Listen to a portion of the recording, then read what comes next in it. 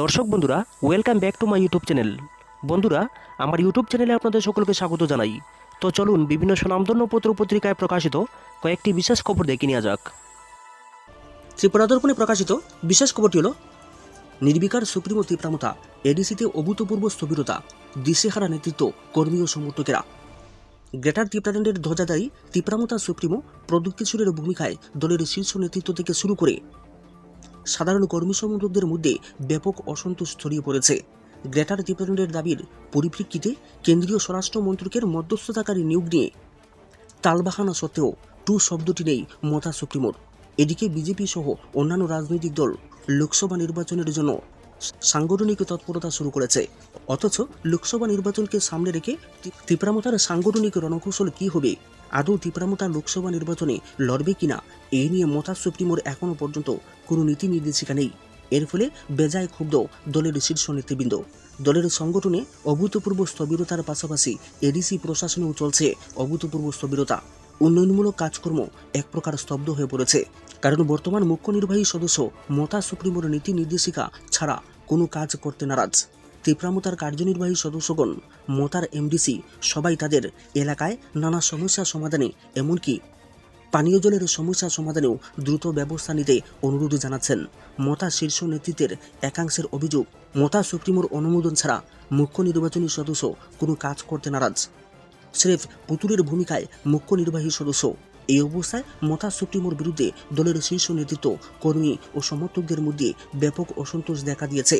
উপজাতি এলাকাগুলিতে চরম কাজ ও খাদ্যের সংকট রয়েছে। পানীয় জলের দাবিতে ইতিমধ্যে পাহাড়ের বেশ কয়েকটি জায়গায় পথে নেমেছেন উপজাতিরা। এডিসি প্রশাসনেও তৈরি হয়েছে স্থবিরতা। বাজেট অধিবেশন শেষ হলেও এডিসি এলাকার কোথাও উন্নয়নের কাজে ছিটেফোঁটাও দেখা যাচ্ছে না। কমে গিয়েছে রেগার কাজও। সব মিলিয়ে পাহাড়ের অবস্থা দিনে দিনে দুর্বিষহ হয়ে উঠেছে। এই সময়ে দলের শীর্ষ নেতাদের কোনো হেলদোল দেখতে না পেয়ে হতাশ নিচুতলার কর্মী সমর্থকেরা। 13 জন বিধায়ক থাকার পরেও কেন এডিসি প্রশাসনকে প্রাপ্ত অর্থ থেকে বঞ্চিত করার বিরুদ্ধে সরব হচ্ছে না, এই নিয়েও পাহাড়ের উপজাতি অংশের মানুষের আলোচনার খোরাক হচ্ছেন মতার শীর্ষ নেতারা। রাজ্যের বেশিরভাগ উপজাতি অংশের মানুষের এই চরম দুরবস্থার দায় তীব্রামতা দলকে নিতে হবে। আজ হোক কিংবা কাল হোক দলের শীর্ষ নেতাদের বিরুদ্ধে বিদ্রোহ করবেন মথার নিচুতলার কর্মী সমর্থকেরা। এমনটাই আভাস মিলছে পাহাড়ের নিচুতলার কর্মী সমর্থকদের কথা শুনে। অন্যদিকে রাজ্যের রাজনৈতিক বিশ্লেষকদের একাংশের বক্তব্য, এইভাবে রাজ্যের উপজাতি সমাজ আর কত প্রতারণার শিকার হবেন। কখনো ত্রিপুরাল্যান্ডের নামে, কখনো গ্রেটার ত্রিপুরাল্যান্ডের নামে, কখনো গ্রেটার ত্রিপুরাল্যান্ডের জাতিগত আবেগকে জোরদার করে। আখের রাজ্যের উপজাতি অংশের মানুষেরা কি সত্যিকারের উন্নতির দিকে এগুতে পারছেন, না পিছিয়ে যাচ্ছেন? এই বিষয়গুলিও ভাববার সময় এসেছে। এবারে রাজ্য বিধানসভা নির্বাচনের ফলাফল আরও একবার উপজাতি অংশের মানুষদের চোখে আঙ্গুল দিয়ে দেখিয়ে দিয়েছেন।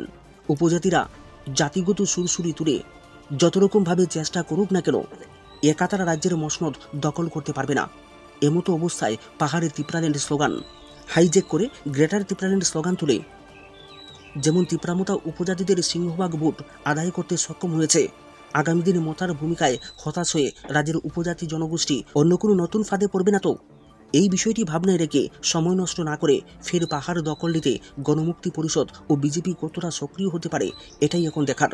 অন্যদিকে দ্বিতীয়বার ক্ষমতায় বসে বিজেপিও চাইছে এবার পাহাড় নিজেদের দখলে আনতে। গৌহাটিতে আরএসএসের নর্থ ইস্ট পলিসি ইনস্টিটিউটে এই নিয়ে শুরু হয়েছে জোরদার গবেষণা।